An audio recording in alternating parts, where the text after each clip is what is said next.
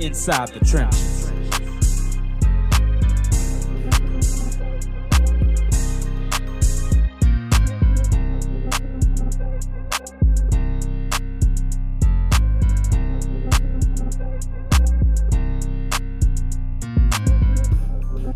Dentro de las trincheras.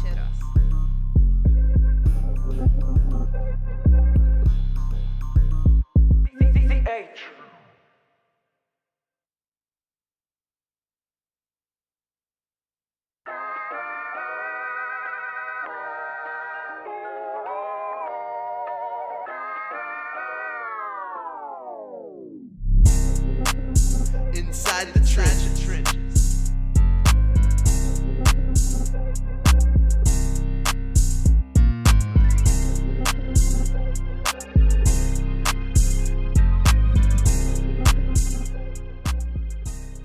Hello, somebody. It's time to move y'all body. Welcome back to Inside the Trenches. It's your host, Marlon, Big Faith Favorite. And it's Monday Fun Day, baby. Y'all know how we get down talking sports and entertainment right here on ESPN Baton Rouge. Shouts out to my co-host in the building. I got the homie CL NOLA representing. And we got Lil Chris in the building. Chris. You know he the coolest he representing. So much to get into today. We had a jam-packed show. Before we get into the show, I want to take this time to thank our sponsors, the Gordon McKernan Injury Attorneys. Shouts out to them. Get Gordon, get it done. Hello, somebody. Be sure to, if you have any, you got rear-ended, car accident, somebody blindsided you, ran the light, get Gordon. Hit and run. Hit him up, baby, definitely. And shouts out to Health Nut Systems, Dr. Kendra Andrus, for all she does for us for the show physically, man. Like, those nutritions that we get through her vitamins daily definitely helps out a lot, so we appreciate her. You deserve the same thing as well, so visit stillbody.org and get your body right, too. You're getting Gordon on one end, then you're getting your body right on the other. Win-win. And college football season is here, and there's lots of high school football players that want to play for Iowa State, LSU, Florida State, Florida. Well, you have your opportunity. Conquer Sports has a new consultant site. Y'all can visit csportspros.com. Juniors and seniors looking to play college on the next level. Again, visit csportspros.com for more information. Definitely. Yeah. Fellas, the preseason is officially over. NFL cuts has now started, and it just is what it is. Chris, this is one of those times, obviously, for me, fellas, being an NFL journeyman, this has always been a tender time. You know, you see guys that have really worked their tail off in the preseason to try to make these different rosters, and unfortunately, guys, they end up getting cut. That happened. Of course, the big news, Shiloh Sanders ended up getting cut from the Tampa Bay Buccaneers. Listen, Shiloh, y'all's going to have lots of opportunities to not only play in this league, but other leagues. Before we dive into the Saints, because that's just what you wanted. That's what they want to see anyway with the Saints. Let's jump into y'all thoughts on Shiloh Sanders and his time at the Tampa Bay Buccaneers. Unfortunate time for the reaction on the field for Shiloh. Watched a young man since South Carolina. Definitely not in his character. I just think it was a moment that got caught on film. It's always the second guy that gets caught anyway. He'll have opportunity to play football other places. It's just an unfortunate time. And they were already stacked at safety in Tampa Bay. They definitely threw him a bone, and I'm sure somebody else will. But Shiloh will be just fine. Definitely. Chris, your thoughts on Shiloh? I mean, he made noise a couple of times. They blitzed him on defense. He had a quarterback hit. For the most part, coverage was exceptionally well with him. Your thoughts on Shiloh in his preseason? He was very excellent in this preseason. Todd Bowles spoke highly of him. Spoke highly of his play. Got a lot of quarterback pressures.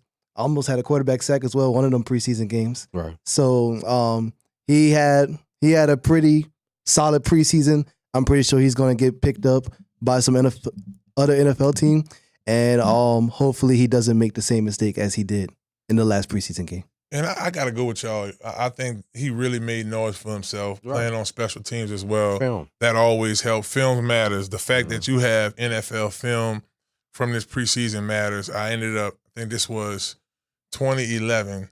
That fall, I played with the Eagles. That's the famous diving misplay. We've all seen that. Right. So I got released from the Eagles. I ended up going back to St. Louis for a second stint, still in the preseason, like that last week. And I ended up signing with the New Orleans Voodoo that October. Shouts out to Ken Trahan. He hit me up. Scholar was already on the team. He was like, man, look, you got a couple of teammates here. Right, come on. Definitely. And I ended up signing with the Voodoo. And in 2012, I played 28 football games. I played 20 arena games because we had to play an exhibition game that year too, 2 of them. And then I ended up playing, I want to say 4 NFL games. And then I did like another 4 or 5. So it was my 28, 29 games, 4 or 5. Or it was 18 AFL games. But anywho, it was 3 leagues I played in that 1 year. Lo and behold, I started my company. This is starting to get crazy. But I share that story because that following year I got signed to now the Commanders. When the Commanders picked me up, y'all, I was it was about the film from the preseason before. Right. You see what I'm saying? Yeah, so that film matters. Yeah, so that's a message out there for the young players. That dive was not for nothing.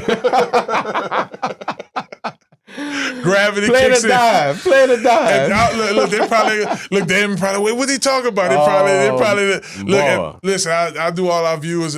All you got to do is Google worst tackle attempt ever. Yeah. Worst tackle attempt ever is probably like one of the first and second videos that'll pop up. But definitely, you got E for effort. It definitely got an E for effort. E for effort. So Chris, check this out, bro. So the play happens, right? So I make, this is preseason. Again, the NFL plays this every year. Every year. So I take the dive, right? So after the dive happened, so it's that lonely jog back to the sideline. Because mind you, like I think they had to punt the next play or something like that. So the defense jogging off. The sideline, so my boy Chris Wilson, he met me at the side. Boy, I like the effort. So he dabbed me off because he was preparing me for what was about to happen. Right. So it's that awkward silence, right? So everybody just sitting there quiet, right? And all of a sudden Michael Vick was like, dog, I like that effort. So Big Red, there. mind you, has a wow. Big Red has this, his face is bloodshot red. He's fighting tears. Say, man, that's what I talk about. Effort on that play. I was like, that's effort, baby. And I did, dog. Thank God, I did not get cut after that one. Like that saved me another week. You earned another week with that dive.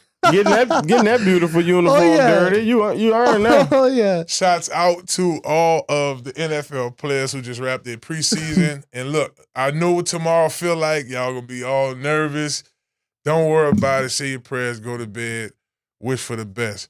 And that's what the players for the New Orleans Saints have to do, right? Obviously, it's the Saints are usually slow with the cuts. And I appreciate that with them because that gives them another 24 to think, Chris, about what the next move going to be. So, CL, I'm going to start with you first in regards to the quarterbacks, right? Spencer Rattler, Shuck, Haener got in there, that third quarterback, got some reps.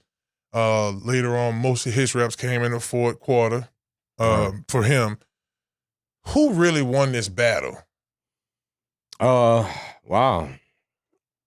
I think it was super even, but there's only one player that actually played in an NFL regular season game, and that's Rattler. We spent some time at training camp, and obviously not only did Channel 8, but a couple other people, caught the playback of, me saying that, okay, Rattler, in so many words, Rattler should be the guy moving forward. And in my opinion, Rattler should be the guy moving forward because of his previous experience. I don't mind Shuck learning and staying on the sideline because once he's in, we really can't go against him. Right. That's that's my take on it. I think Rattler. Okay. So if we talking about who I think is a starter, who should be the starter versus who played better in the preseason. Right. I think it's 2 different questions and answers. Okay. Come on. All right. Who I think should be the starter, I would say Spencer Rattler, you're right, because of the experience and stuff. But who I think played better in the preseason, I would say Tyler Shuck because he at least scored a touchdown in the Broncos game. He scored a touchdown in the Chargers game, threw the touchdown. And I said the only game Rattler outplayed him in was the Jaguars game. So I think Tyler Shuck outplayed him 2 out of the 3 preseason games for sure. But I think Spencer Rattler should be the starting quarterback. Right. Now, the last preseason game, I know it was a little unevenly matched in regards to who Shuck had. Shuck had a lot of the second group. Spencer Rattler had most of the starters in that last game. So that isn't the even playing field we were able to see throughout the first few games. And fellas, like, my take on how both of these guys handled it, I think that was the biggest part. You have Spencer Rattler, who relatively is still a young player. Right. This is just his second year. He did get his feet wet last year. Didn't have the offensive line. Quintessentially 2 rookies. You see, quintessentially 2 rookies, Chris. That's exactly right. Yes, sir. So, and then Haener, basically in that same situation, he's still a young player, even though he has a year on all of them. He don't have as much playing experience as Rattler. So that story tells itself. But when I look at this group, and I thought back to what Mario said when he came on the show, it's almost like Rattler has to separate himself from the pack a lot in order for them not to roll with Shuck. And the reason behind that, because of the investment. Yeah, I agree. The draft. The draft. I mean, this is the most money the New Orleans Saints. Think about that. We know how this front office is very tight when it comes to drafting quarterbacks. You know, Drew Brees came in through free agency. Yep. Jameis Winston through free agency. Teddy Bridgewater, free agency. Andy Dalton through free agency. This is recent years. I can keep going down the list of free agents. Highest drafted Saints quarterback since Arch Manning. Yes, sir. A guy who, in my opinion, agent really deserves a sports award. I don't know if it's an ESPY or something. No, I'm talking about Kirk Cousins, but Derek Carr agent up there too now. So look at the alert. Must be the truth. Hello, somebody. I honestly believe that, you know, what Derek Carr was able to pull off and what he was able to get, and it's not just about him pulling off anything. It's just really mastering the art of timing. New Orleans was at a situation and the market value was high on quarterbacks at that time. So Derek Carr goes into this category.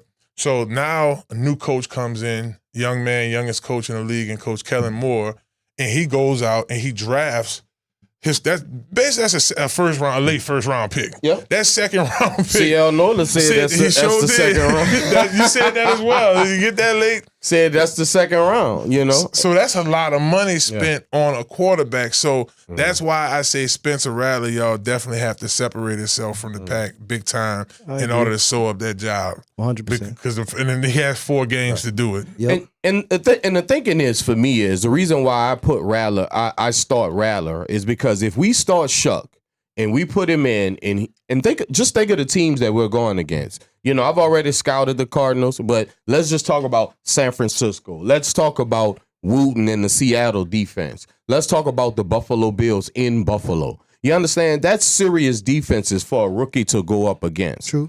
I don't want to break his confidence so early where he plays bad maybe the first 4 games and we have to sit him because now we want to salvage the season and see what we can do. The idea is to start Rattler and let him show what he can do behind the starting offensive line with the starters, with an Alvin Kamara, with the starting defense that obviously showed some bite on Saturday when they played the Broncos. And then if he bombs, then let Shuck not necessarily be the savior, but let him be the force moving forward. And that's just the thinking, gentlemen. If y'all are just tuning in to Inside the Trenches, we're talking preseason is wrapped up. New Orleans Saints hadn't. As we're recording this, y'all may listen to this show later on in the week. I do appreciate our live audience for tuning in right now. Definitely. But for everybody else, you know, later on, y'all may check this out. The Saints may have already made their particular cuts, went the direction that they want to go in regards to that. So we're sitting here talking about that. And join in the chat. Feel free to go right now to ESPN Baton Rouge's live chat here on the YouTube. Comment. Let me know what you think. Y'all can follow me at BigFave504 if y'all want to. There's something that y'all want us to talk about on the show coming up here in the next few weeks. You can put that information out. And once again, shouts out to the Gordon McKernan Injury Attorneys. Get Gordon Get it done. Hello, somebody. Get it done. A group that has gotten it done for the Saints over the years, Chris.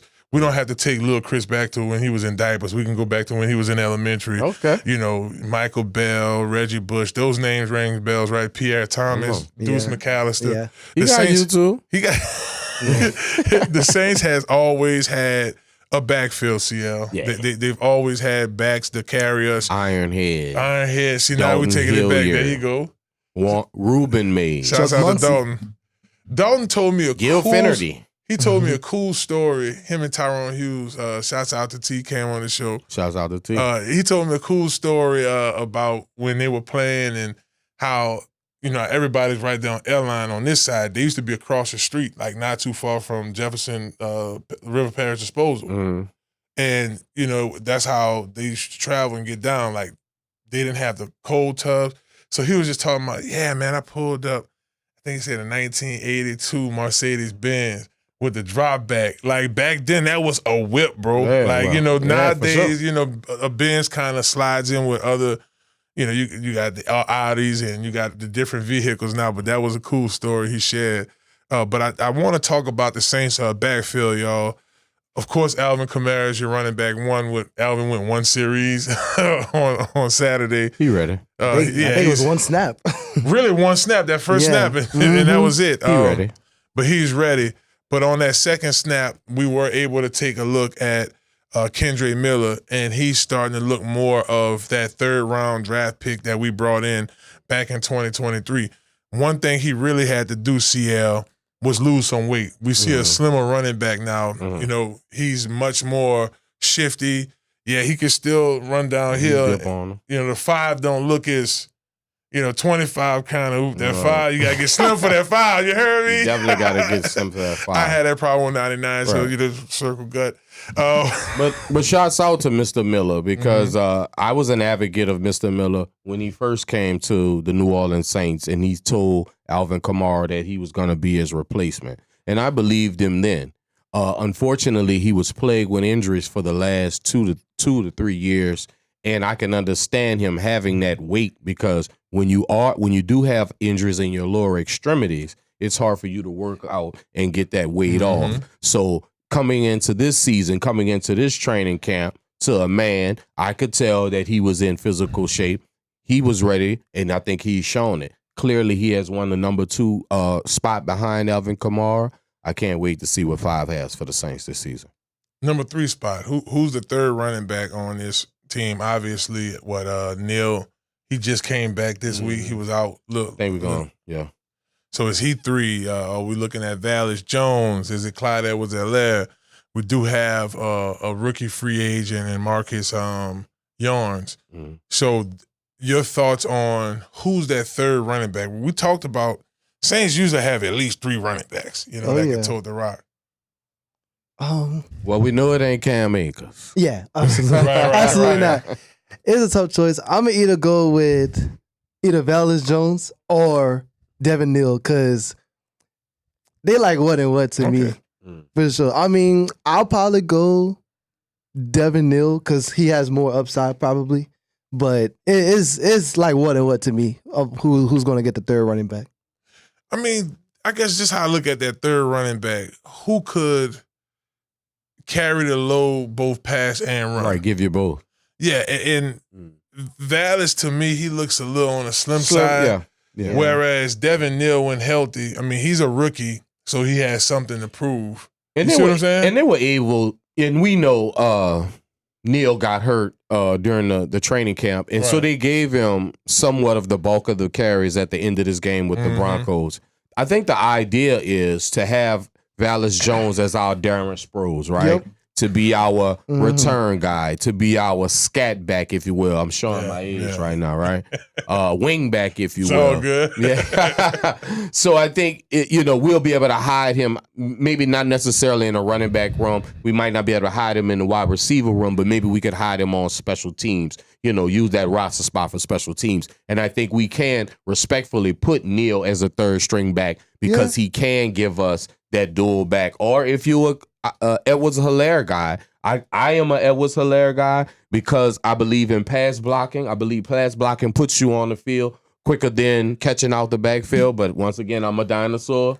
So I believe Edwards Hillel would be the strong 3, and maybe we could hide a Neal on practice squad. Right, and that's probably what end up happening. You draft him and give him some time to develop on a practice squad. Because they know he's coming off an injury. Right, and the practice squad checks do hit off a little something. I can't lie. Especially nowadays for them. Right. But I will say this. What's the number? Back when we were playing, it was $5,200 a week. Okay. Now I think they're somewhere roughly around 13,000, 14,000 a week. Okay, you could do something in New Orleans. Yeah, you can. I mean, you're a single man, or you married, got 1 or 2. You're living. You know what I'm saying? But what I'm saying too for and y'all, if y'all might need to fact check those numbers for me, guys. I'm just freestyling. I don't really, know them like that. We don't count pockets on inside the trench. Hello. But what I will say is, when I look at this running back field, I see a group of guys. For Clyde Edwards-Helaire, he's proven. Yeah. Right? So that you have a guy that's won 2 Super Bowls. He's relatively young. What I mean by that is him, Burrow, with this year 6 for them. Right. Jamar Chase, he amongst them. So definitely got some rubber left on the tire. What? He does. And I look at him as being a valuable source. But unfortunately, it'll come down to him or Vallis. Right. It won't. The rookie's going to be the rookie. Whether you keep him on the practice squad or you try to activate him later on in the season. Fellas, we got about maybe 5 more minutes here. I want to go on the defensive side of the ball real quick. What do y'all think, though? Y'all let us know. Seriously, comment below. We want to know your thought process in regards to the New Orleans Saints. Right now, if y'all comment now, the cuts hadn't happened, have it? We know Cam Akers out of there. Right. But as far as roster spots, who y'all think deserve it? Or if somebody if it's somebody who watches us later, if you think it is somebody who do deserve a spot, we look at that as well. I thought we had 5 minutes. We actually have 3 here, guys. And listen, before we go to the defensive side of the ball, big ups to Bernard Robertson, former Tulane offensive tackle. Chicago Bears. He was drafted to the Bears back in the early 2000s. Mm-hmm. He'll be joining us. He's going to talk about his business ventures as a financial advisor. Okay. In addition to that, I know CL won't ask some questions about the Saints offensive line, and we're going to go through his journey, his story, so y'all stick around for that as well. And we'll also be joined by Jarryd Boyd from the Hash It Out show. Yeah. They're going to come in and talk. I'm bucked up about this. High school football. It was some scrimmages that went down. Yes, indeed. I need to know and some big-time jamborees coming up here in the New Orleans area, so we look forward to having him on the show as well. All right, I want to go to the defensive line. I will be remiss, guys. We inside the trenches. Every day. CL, when you look at the Saints' D-line in terms of rotation, right? You have we already know the friend of the show, Divine Godchild. He's your nose guard. Thanks for stopping that run on Saturday, Barry boy. We saw you. Hello. We saw you. You still have, Cam Chase, your stand-up guys, interior guy, Brizzy. Yeah. Christian Boyd, I think, I'll go ahead and break the ice. Christian Boyd, to me, made the biggest impression of the interior linemen this preseason. He had 2 sacks, if I'm not mistaken, stayed playing in the backfield. And he's someone who could have got lost in the shuffle. They drafted Vernon Broughton. So, CL, yes. So, which he showed. So, the young guys coming in look good. Right. When you look at the depth, tell me about it. I'm excited about the depth because as much as not just only people on this station, but people all around New Orleans feel like Mickey needs to go and he's out of touch, look at these draft picks now starting to show up. Never in life do you come to the National Football League and you just bust out as a star. There's only been a handful of guys, especially on D-line, that actually do that. Mm-hmm. You're a part of a front 7. So you have to, and like when Devon Gottschall came here, sometimes your position is an unselfish position. Right. So to the average football eye watcher, they're not sure that he's sacrificing his play to let somebody else make the play. Right. And I think now what's happening is we have so much depth on the line. The young guys are showing up. Like like a 91. So thank you for staying the course. Broughton, yeah. With a Broughton, with a Boyd. They're balling now. Draft pick. Real quick, Chris, we got about 30 seconds before we go on break. Who you think really handled the business up front on the D-line? You took my answer, man. Christian Boyd. Okay, all right. Man, Give me your take. Especially that Chargers game. He played great in that Chargers game. He almost forced a safety. Yeah, real talk. He did force a safety. He did force a safety in my Yeah, it was eyes. like right there, yeah. I Just think like we got out of bounds with the 1 second left. Right. I think he made the biggest impression with me this preseason too. Christian Boyd. I think he definitely should get some snaps in throughout the regular season. No Be doubt. in the rotation. Off top. Well, look, y'all, we got so much to talk about with the Saints this year. Obviously, we got this cut week, and then the following week, we jump into week 1 of NFL football. We got college football coming up. Week 1, big games this week, and we're going to talk about that later on in the show. But we want to take this time to once again thank Gordon McKernan, Attorney Injuries. Get Gordon, get it done. Shouts out to them for being one of the sponsors for this show. Hello, somebody. Hey, we're going to take a quick break, and when we come back, we got more here on Inside the Trenches. Watch out there now. Stay tuned. Inside the trenches.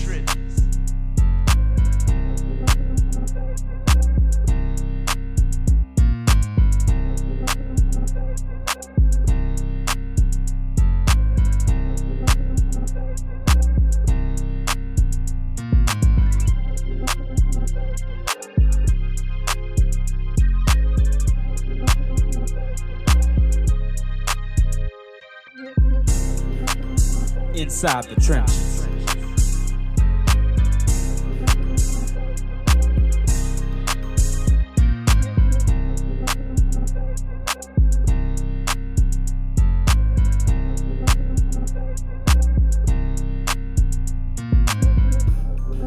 Dentro de las trincheras.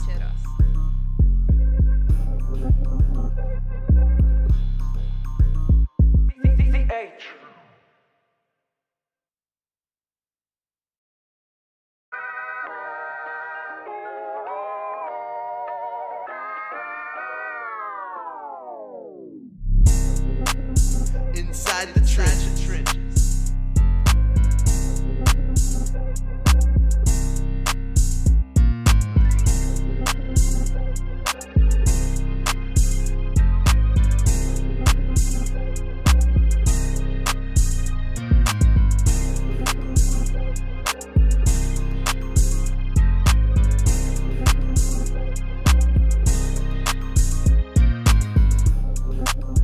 Inside the trenches.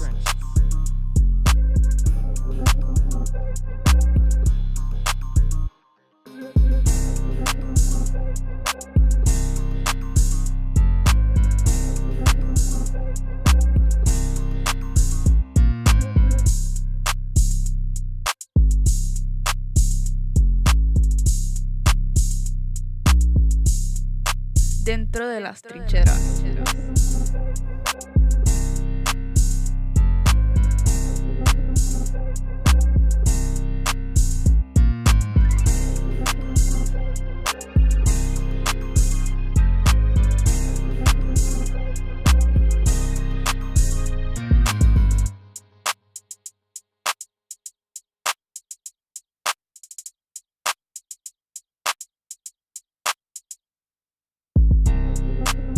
Inside the trenches.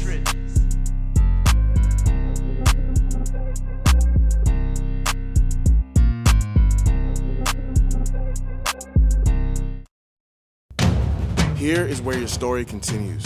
Stretch the limits of your imagination. Create the world as you see it. One letter, one word, one pixel at a time. Move to the rhythm of your own story. Make something more. For him and her and them, for the world. Do what you love. Tell stories like never before in state-of-the-art recording, news, and editing studios. Created just for you. Learn skills that will never expire. Document moments, seconds, frames per second. Turn them into masterpieces. Creativity is more than a lifestyle. Make it a career. Tune into the sounds around you. Those notes, you were always meant to sing them. Creative boundaries, you were always meant to break them. Become the creative professional you are destined to be. at the anchor institution for the creative economy. This is a stage, a world stage. New Orleans, culture rich. Loyola, hands-on access. Make the next move. Perform and work immediately. We do things differently. Use your creativity to impact society. Expand your mind. Be with and for others. Continue your story in the College of Music and Media at Loyola University, New Orleans.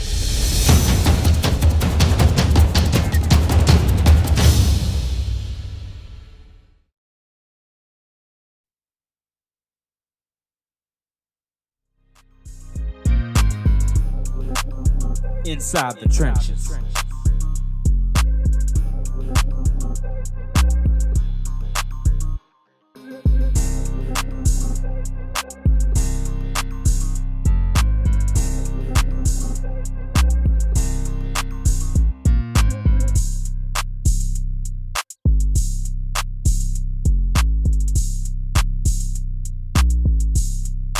Dentro de las trincheras.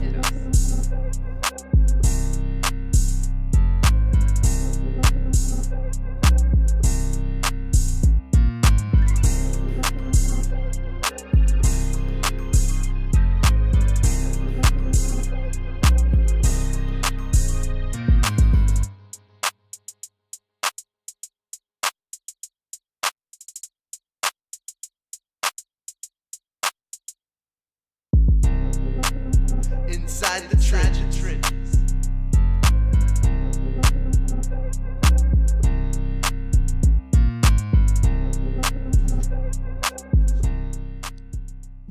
Well, hello, somebody. Welcome back to Inside the Trenches. It is your host, Marlon, Big Fave Favorite, and we are live here at the Loyola Studios. That's right, in beautiful Uptown New Orleans. Uptown. And we want to take this time to give a big shout outs to Conquer Sports Pros. That's right, Conquer Sports Pros.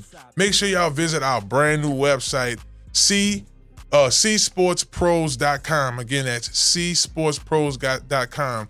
Nationwide, if y'all are high school students, juniors, or seniors, you're looking to get recruited, hit us up at csportspros.com for more information. Well, speaking of high school students, each year, right here on Inside the Trenches, at least the past 2 years at least, every week we're joined by Jarryd Boyd from the Hash It Out Show to talk about what I love most, was dear to my heart, and that is high school football. We want to welcome our guest back to the show, Jarryd Boyd from the Hash It Out Show. What's up, fellas? Welcome, Yes, brother. indeed. Welcome. Feel good to be back. Welcome. Well, off air, overheard you in CL talking, and I see you representing big time. You got the Michigan State hat, and look, this the thing. He's not messing around with LSU or nothing like that. It ain't no mess. He love them Tigers too. Yeah, you do. But we have a player from Archbishop Shaw that is handling his business right now at Michigan State, huh? That's right. Jasper Parker, running back at Michigan, is now the third string running back for the Michigan Wolverines. So he's went up there for fall camp. He's turned heads, turned eyes.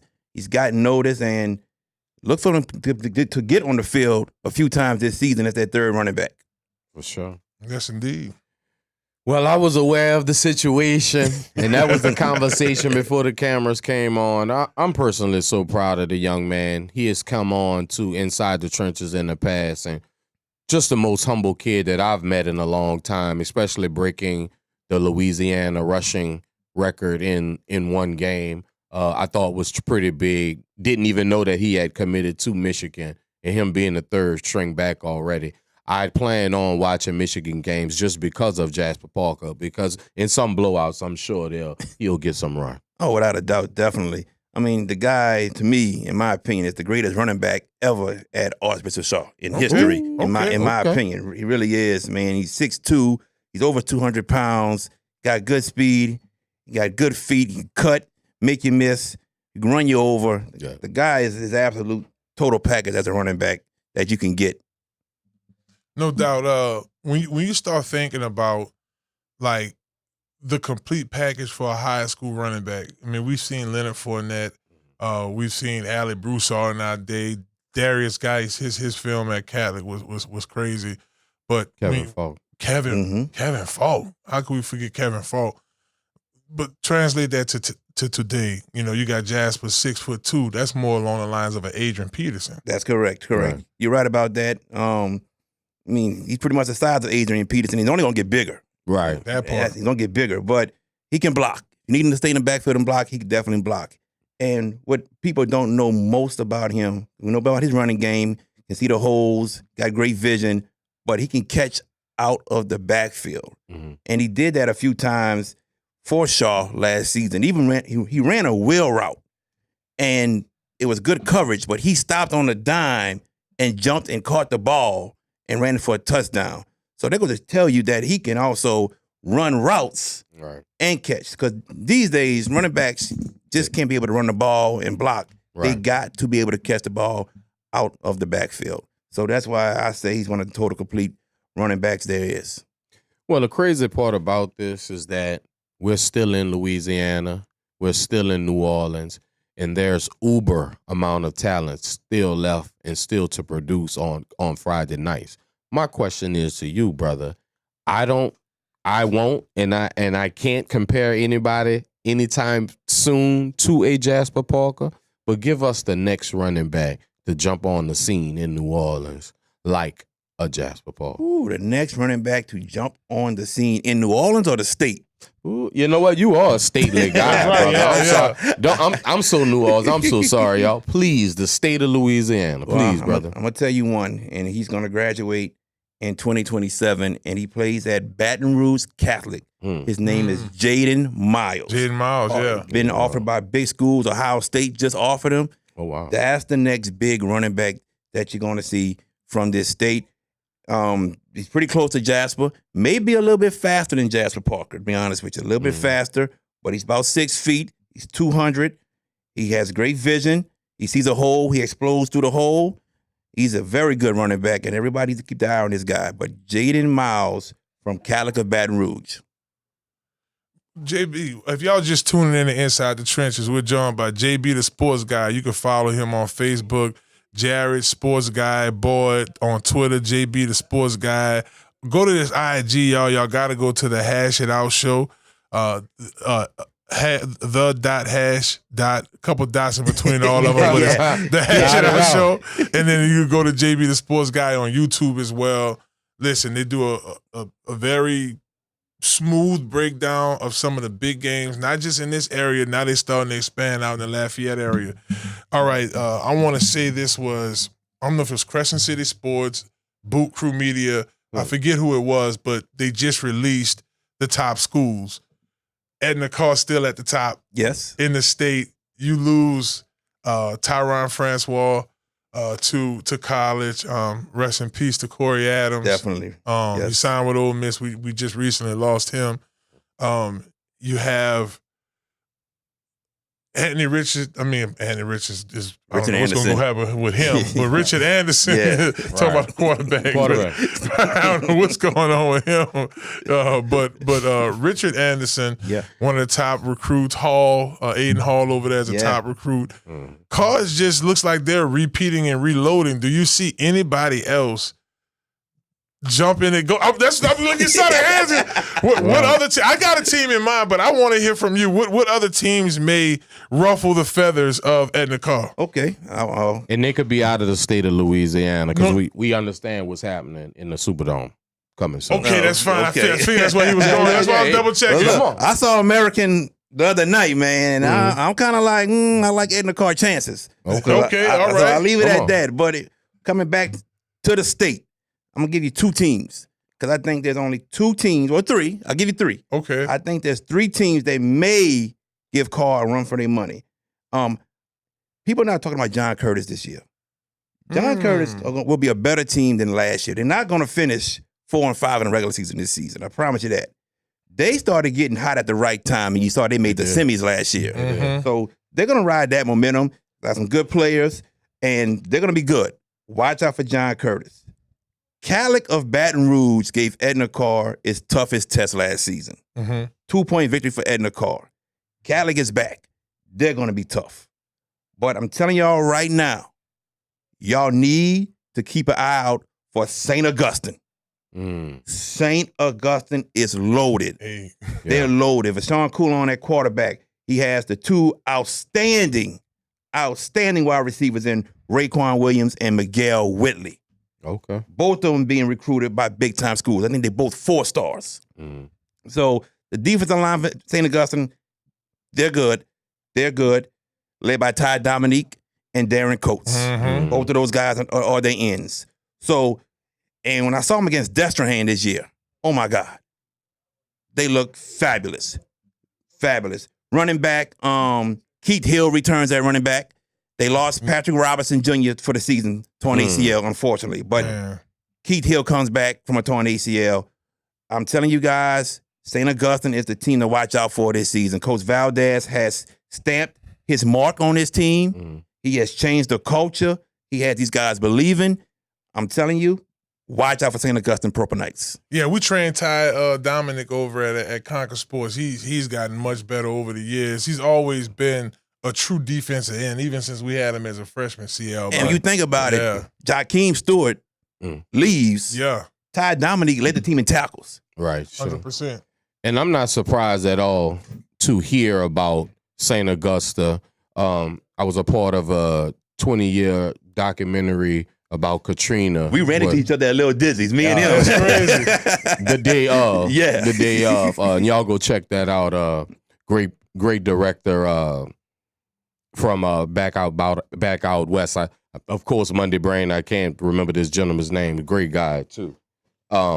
So I'm not surprised because I ran into, obviously, O. Perry Walker's very own, Southern University's very own, Coach Valdez. Until, man, we had a conversation, and I am not surprised to hear about St. Aug. Do me one favor. Give me a sleeper team that nobody's talking about that's going to show up in the playoffs this year. Just a sleeper team, period. Yes, sir. Well, I'm going to go to Edgard, Louisiana, the West St. John Rams. West St. John, okay. Coach Deron Thomas, he has done a great job with this team. He got into the playoffs last year. They lost in the first round, but I think this is his 3rd year at it. This is the year that West St. John will make a deep run in Division IV non-select. Mark my words. He has a bunch of talent, and they have bought into his system. So West St. John, the West St. John Rams is a team I think everyone will talk about come later on in the season or once the playoffs start. I'm thinking about Catley High, too. Right. When I thought back to last year, to me, that was the closest team to beating Carr. They say I mess with the players. We train a whole bunch of them out there in Baton Rouge. I say, y'all won 1 quarter. Those athletes took over. Yeah, that's pretty cool. That's the dominance of Carr, right? That's correct. We're never here to bloviate about anyone's existence, but we speak of Carr so much because they are the dominant force. Back in the G, it used to be John Curtis. It has shifted to Edna Carr. What they've done over the years is obviously to be mentioned, and what they're continuing to do, because it's almost like a plug and play every year. And every time a star may either rise up, get a scholarship, or fall, there's just another one that comes in. And I believe Coach Howard and all the guys over there, as also Edward Dillon on that defense, one of the coaches, they have the system locked down and ready You to speak roll. of the system, and I got a chance to watch them practice. It is phenomenal. Yeah. It is phenomenal. The way it's structured, and it's also militant also of what they do. Militant. And, going to practices that I see when it's time to go get water, they go run get their water, and they get water and talking, not in the car. They run to their specific spots, offense on one side, defense on another, and they take a knee. And they all not saying a word, drinking their water. I had never seen that, and that was phenomenal to me. And you see why they're so good. Yeah, they got the talent. Yeah, they reload, but the things they do and how the coaches coach them, you see why every year we're talking about Edna Carr competing for state championships or making a run for a state championship. Well, they say practice makes perfect. I don't necessarily believe that. I believe perfect practice makes perfect. And I believe they found a way to execute that every summer. That was like some lyrics right there. You got it down packed, though. Shouts out to UP. Yeah, shouts out to UP over there. Come on. UP got the beats ready for you, too. Well, you the singer. Let's go. Come on, give me the hook. Let's do it. Get Gordon. And get it done. Get it done. Get Gordon. For sure. Hello, somebody. Matchups this week, this Jamboree week. Okay. I mean, I will be at, what is that? John Eric versus Brother Martin, and then Shaw versus St. Aug. The Ed Daniels Classic. The Ed Daniels Classic. Yes. Shouts out to Ed Daniels, man. We miss you, brother. That's right. We do, from really the do. bottom of our hearts. For real. Man, I miss That my line boy. highway is not the same, brother. Sure I'm ain't. gonna be the first one to say that. Yep. Even it was like just a, pay homage to Mr. Ed. Yes, sir. One thing we did do, we kept his spot at LSU. So Good. like, we have all the media spots, and that was really touching to me. So big ups to Ed Daniel. Yes, sir. Definitely. Let's talk about the Ed Daniel Classic. Let's get into it. Key matchups in that game. Key matchups. Let's go with Brother Martin and John Eric first. Of course, Willie Brooks has a different team. Yes, he does. Yeah, he's put some discipline on that team, and they're going to be better. So, but the matchup I'm looking at right now is, can his defense stop this electrifying Brother Martin offense? Okay, Easton Royal we know about. But the other two, Rome Lipscomb and Rex LeBlanc, those three receivers, there's some trouble. That's trouble. And the quarterback we're going to talk about for some time now is sophomore Hudson Fields for Brother Martin. Yeah. So can John Jarryd be able to stop the passing game of Brother Martin? The other game, Shaw, St. Augustine. Can Shaw's offense, remember, 9 new starters on offense. Right. Can this offense find a rhythm? Can they click? Can they get it going against St. Augustine? That's what I want to see. That's the matchup I want to see right there. Can Shaw's offense get it going? Shaw defense, they return 9 starters. They're going to be good. They're going to be able to carry that team for a while. But when you got the weapons that Rashawn Coulon has at wide receiver, can you stop them? And to me, Shaw's defensive backfield, to me, maybe the second best defensive backfield in the city behind Edna Carr. Okay. With Jackson Williams at cornerback, who's going to Tulane. You got Kristen Langford. You got Jaquan Carter. And then you got Rontre Carter, who's being wanted by a bunch of schools. Yes, so indeed. He's a junior. He's a junior, that's right. Yeah. So that's the other side I want to see. Can That y'all match backfield up well came with on the St. Aug's passing game? Yeah. That's a good They point. came on the show. And I want to go back to that Brother Martin John Eric game. Your guy, Josh Jenkins. Yes, sir. Man, I checked him out in the I'm a scrimmage. fan. He had 4 tackles and a sack. So at that middle linebacker position, he got his hands full. Oh, yeah. Number 16, if I'm not mistaken. Yeah, he's wearing number 16. In this middle year. linebacker. There you go. Yeah. Definitely. Brother, you are so on it, and we so appreciate you coming because obviously, it's so much football, basketball. It's kind of hard for us to keep up with Right. it. Tell us, you've already given us the sneak team. You've already given us the athlete of the year. Contraire. What do you think is the true definition of a state champion when it comes to the state of Louisiana? Because we have talent. That's right. The 6 of the best wide receivers in the NFL come from the state of Louisiana. They grew up only 2 hours away from each other. That's crazy. Tell us, what do you think the best way to define a true state champion in the state of Louisiana? That's a real good question. Real good question. Of course, people are like, well, those who raise a trophy. Yeah, congratulations. That's correct. But there's more that goes into it.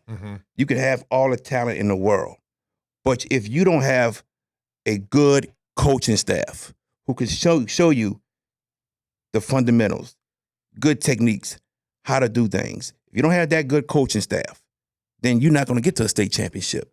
You have to have a great coaching staff. John Curtis doesn't get the greatest talent in the world, Right. but their coaching staff is great. Edna Carr gets great talent, but that coaching staff is phenomenal. Really good, yeah. Look at Shaw with Coach Hank and his coaching staff. What they have done in 3 years since he's been back there. Right. 3. Quarterfinals, semifinals, and then winning a state championship. Yeah, real tough. That's money right so there, man. with the coaching staff that you have that can teach you the correct things on playing football, that's the definition of state champions. And that's why you see those teams making those deep runs all the time now.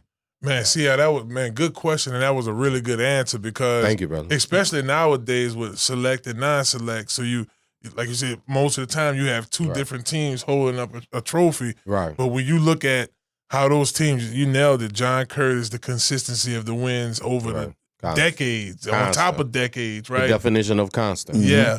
Coach Hank showing it that he went to the state championship at Ponchatoula. Yes, he did. He did. You know, my freshman year at Shaw back in 2000, we went to the we lost to West Monroe. Right. I was messing with Luke Sanders this weekend. Shouts out to my homie Luke.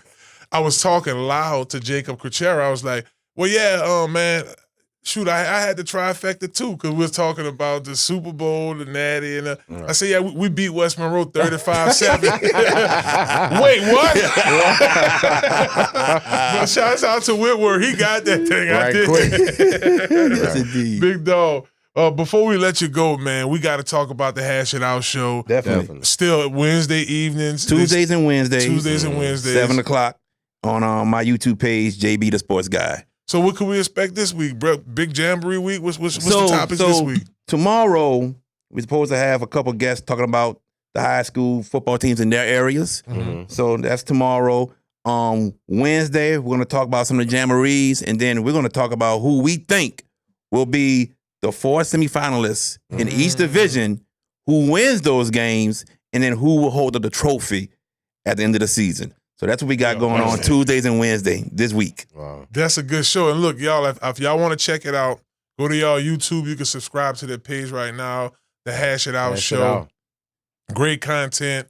What I'm talking about, you just heard them, right? So they're gonna go through the state and they're gonna give us basically a little prelim of what to expect. Obviously, we talked about some teams that we think may be at the top of the state this year. So y'all be sure to check out that show. It was the Hash It Out show that introduced me to the great Jasper Parker. Yes, Please that's right. believe that. That's real real. talk. Thank you, brother. You're welcome, man. Yes, You're welcome. indeed. Yeah, we got a couple of more minutes here. I definitely want to talk about that. We got about 2 or 3 more minutes here. We talked about the Ed Daniels Classic. What are some other games this weekend you think they should check out? The River Paris Jamboree. And this is big, you know, because it went away for a while and they finally brought it back. And I'm happy that they brought it back because River Paris football is something special. But the first game, Friday at 6, it is Hornville against St. James. And then the second game is Lutcher against Destrehan. And these games are being played at Lutcher High School. Uptown? No, not Lutcher. Lutcher. With the T.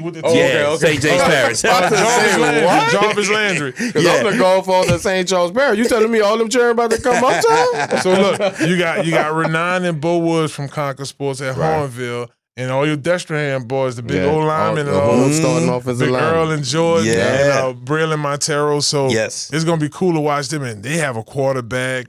Jackson Fields. Jackson Fields. They The actual coach of Destrehan, Marcus Scott. That's right. I actually went to call with. Okay, good deal. That's right. That's right. Man, small world, small Very New small Orleans. world. Yeah. Yeah, they're doing an excellent job over there. Destrehan's one of those teams.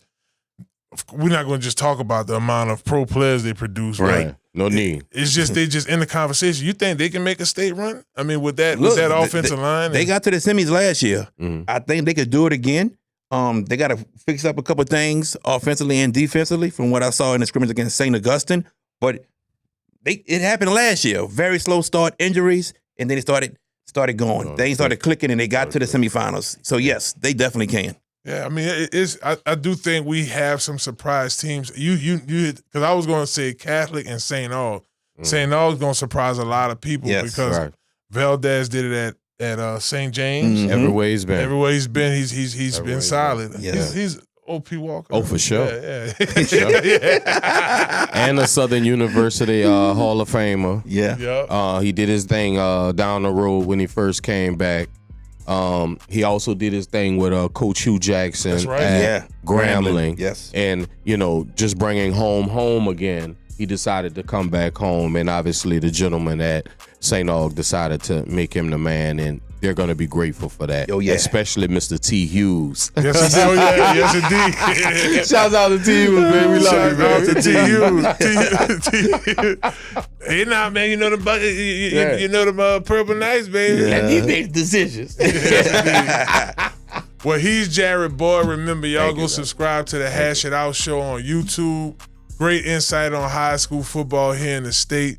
JB, thanks so much for coming on the show. Thank you, Always, man. my brother. Appreciate it. Yeah, and he's gonna reoccur a lot, so we're gonna get y'all the updates. We need that. Yes, Definitely. indeed. We're gonna keep y'all in the loop with high school football in the area, especially our family out here in Baton Rouge. For checking sure. us out. Well, hey, y'all don't go nowhere. When we come back, we'll be joined by former Tulane offensive tackle Bernard Robertson. My boy is drafted to the NFL, played with the Bears, bounced around the league. Financial advisor, was also one of the presidents for the NFLPA, former player associates down here. So big ups to him. He's going to talk a little football. We're going to go inside the trenches with him in a second. And once again, y'all visit csportspros.com. Juniors and seniors who are looking to get recruited, get some serious looks and want to play college football, y'all make sure y'all visit the folks over at Conquer Sports. Again, that's csportspros.com. Y'all don't go nowhere. We'll be right back on Inside the Trenches, right here on ESPN Baton Rouge. Hello, somebody.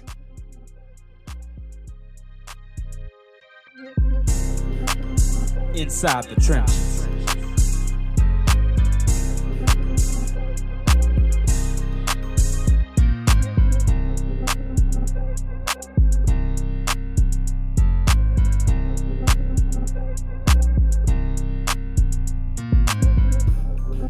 Dentro de las trincheras.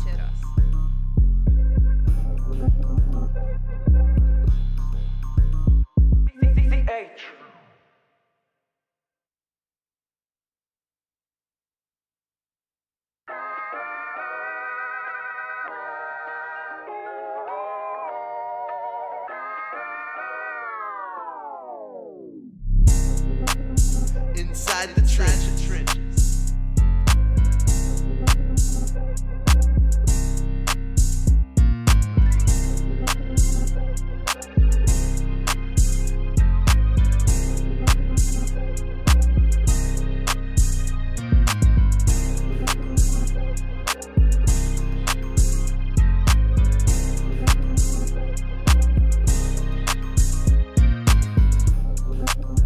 Inside the Trenches.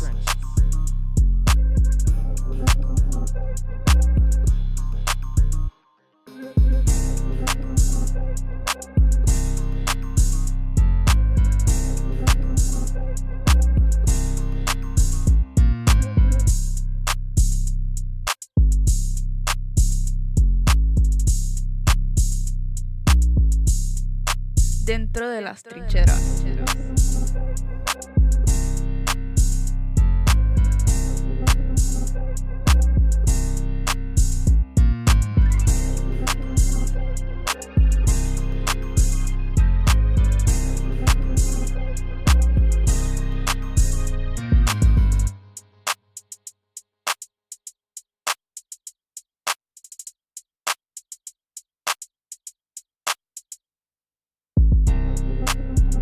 Inside the trenches.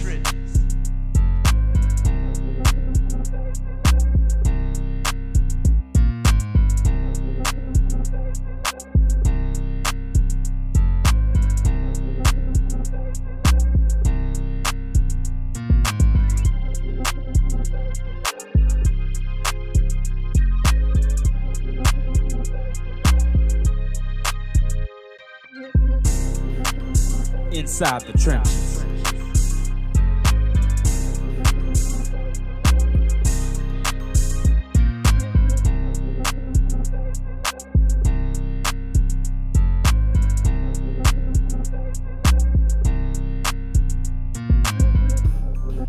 Dentro de las trincheras.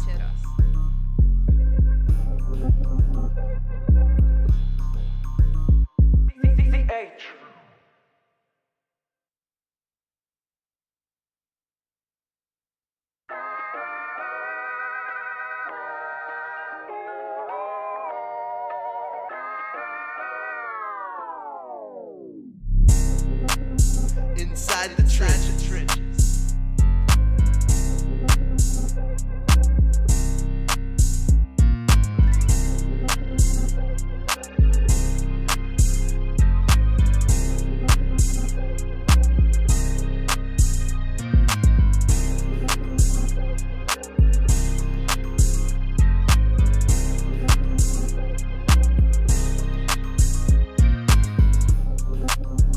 Inside the trenches.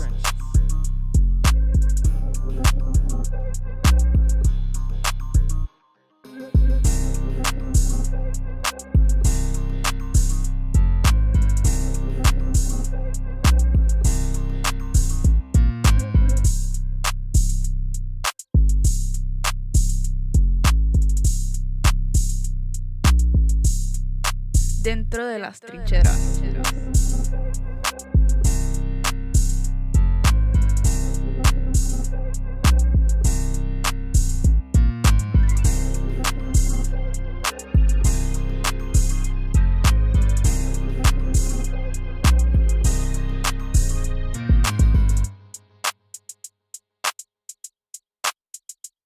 Time to move your body. Welcome back to Inside the Trenches. It's your host, Marlon, Big Favorite. And yes, we are back in the building as we are every Monday, 6:30 p.m.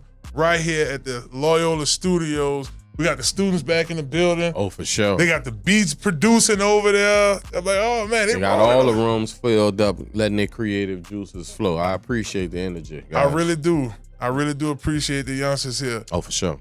Well, my next guest really needs no introduction, right? If you're a football fan, you're a New Orleans guy, you love Tulane football, you watch the NFL in the early 2000s, you might know my next guest.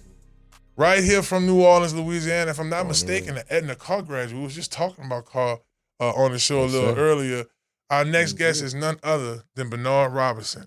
Thank you so much for coming on the show, Nard. Former Tulane. For having me, man. Yes, indeed. Y'all be sure now. Bernard sent me his link. It didn't have any at Bernard, none of that stuff. It's a LinkedIn. What's the LinkedIn you sent me? I like it. We going straight business today, baby. Right. Man, the social media, y'all don't want that. It's You're boring. right. It's me and my kids. That's it. Yeah. But if you want to, obviously we'll get into what Bernard does as a financial advisor.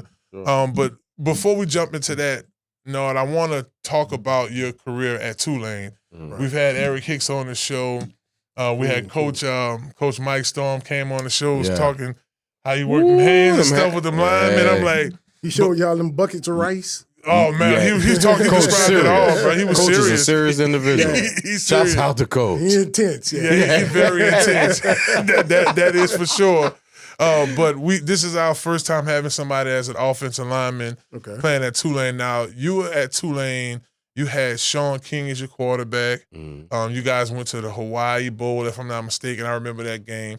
Talk to us about your Tulane experience. Yeah, so I actually wasn't on that team for the Hawaii Bowl, but man, I had a couple quarterbacks. I had Sean, of course. Everybody remembers Sean at quarterback when we turned it around. That was 98 when we went undefeated. I came in 96 with a large freshman class from New Orleans. We all came in, a lot of contingents on us winning happened because a lot of guys were, coming from Tulane's own backyard. Right. And then I had, quarterbacks like J.P. Lossman, who also went to, JP. I remember JP. NFL player for the Bills. And, we had running backs like Mewelde Moore. I remember. And we had another guy, and I tell you, one of the most slept on guys in the city that should have been in the NFL, and he was a little undersized. I already know his name. I think I know his name. I definitely know it. I know it. Number 23. Number 23. Yes, Tony Converse. Tony. I'm about to say my old That's teammates. Pit Bulls and Parolees, baby. Yes. Right. So that's my legend. dog. That's my That's he my dog, was right? with the voodoo with us. yeah, He you was got like, that. yeah. When I tell you, as an offensive lineman, you get people behind you that make you look good. Right. Tony used to come up behind me and be like, B, I'm going to just sit on your hip. We going. He knew I could pull. He knew I could run. So he would literally just grab on my jersey and follow me and set me up and then take off, and we were good. And when you have an offense that we were running like we did at that time, that very few teams even knew about, because shout out to the genius of Rich Rodriguez. He was putting in plays that people couldn't tell whether or not we were going to run the ball, pass the ball, if it was going to be a screen, if it was going to be a toss, if it was going to be a deep ball, because they all looked the same, right? And we can run either one of them out of the same setup, same formation. And, you know, it was a good time to be an offensive lineman. All of that, you put in some athleticism, you put in that dog that was created at Nakar, as you mentioned before, right? Because we made our trips to the Dome back then too. Yes, sir. And that's what elevated me to the NFL. Wait, I was looking at this greatest list of Edna Carr teams. They mentioned the 2013 team. Yeah. But they good. also mentioned, I think this might have been like maybe 96, 97. That 96 probably was athletically and talent-wise the best team Carr had ever. Okay. Right. We just ran into a very talented Cecilia team and some unfortunate circumstances on the field during the game for that championship game. It came up a little short, but, you know, we still got those rings from 93 when we won that squad. Right. 93. And that's 93 squad wasn't no joke either. You got 4 NFL players off of that squad alone. Easy. Right? Easy. So, and one who then went out there and created a lineage with another NFL legend. Created a Hall of Famer. Let's just go there. Created a Hall of Famer. You know, so when you look at that, and then you look at guys who were on those squads, like if Carr would have been a high school in 89. Right. Okay. And 89 is important because the teams that they were rolling in from middle school, from the junior high, that would have been able to stay there instead of going to Shaw, going to West Jeff, going to Walker. Right. Yeah. You got guys like Herb Tyler. Right. Herb only left because they changed the offense, and he was like, "Look, I'm a deep ball guy," so he went to Walker. Still went up to LSU. Right. Did his thing. Right. You got Don Jackson. Don. Right. Mm-hmm. Man, that's a freak of nature. I've never seen a linebacker that tall in my life. Right? He could play like 3-4 positions. Right. You had Thaddeus Prosper. Right. You had all of these guys that came out of there that had to spread out throughout the city, but had they been there, and then you had the legend himself at Coach Ott, L. Ott. Man, the dynasty and the winning that you see right now, it would have been even more prevalent in the 90s than it is now. Right. Yes, go ahead. I'm sorry, CL. Yeah, and by the grace of God, I'm very familiar with that situation because obviously, you know, I went. Go on and tell him. Yeah, I went to call first, and there's no shame at all. Shouts out to Coach Ott, R.I.P. to Coach Ott, a very influential coach, even to me, a young guy from the Ninth Ward, coming over to Algiers, first time in my life ever seeing a school that resembled a college. Right. When I went there, and one of the things that I like to do on this show is I like to start from the beginning, brother. Tell the people where are you from and how it really started for you. Oh, all right. Well, Come on. I am too also from the Ninth Ward. Yeah, you're right. Come on. Back then we weren't East Beast. We were the suburban kids. But yeah, man, I crossed the water too. I came from New Orleans East. I had the pleasure of taking that ride at 6 a.m. in the morning with my dad to cross the river and come to school. My dad worked at the school, coach, teacher, assistant principal for almost 40 years. And Coach Robertson. Yeah. Shout out to Benoit Jr. Okay. Because there's a lot of us. Yeah. He got me up early, got me there, got me doing all of that stuff. Didn't initially want me to come there and put that pressure on me to have to live up to being his son in that shadow and whatnot, but it was a good time for me to be there. And I had just moved back to the city from Atlanta, and I wanted to go to a school where we were going to do something, not just fall in line. So I'm not going to name other schools that I spent like a day Right. before he was like, all right, this ain't come working. on. Let's come on over Come on here. over. But Ronald Guerin, Shouts out to Mr. Guerin yeah, for sure. legend in the My game. dog. All of those Sure. that know New Orleans sports know Spent how. it a couple times. Oh, Call your mama. Hey, well, Mr. Ron. I ain't gonna go there because I couldn't call nobody, so I just had to go back into the office, and Right. everybody knew who was in that office. Right. And he brought me in. You had Big Rob. Shouts out to You Coach had Rock. Rock. You had Wadney. Rest in peace, Coach R.I.P. Wadney. Coach White.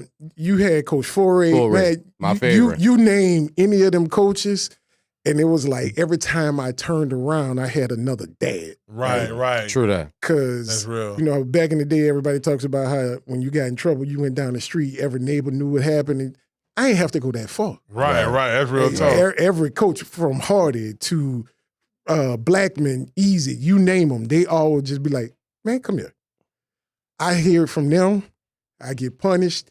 And the worst one is if they told you, man, just go see Pint.